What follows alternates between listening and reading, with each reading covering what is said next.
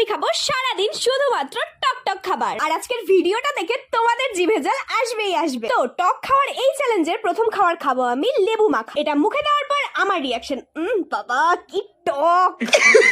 তারপর আজকের চ্যালেঞ্জের সেকেন্ড খাবার খাবো আমি আমার ফেভারিট ফুচকা। তো চলো খাওয়া যাক। আর ফুচকাটা খেতে না জাস্ট চুমু ছিল।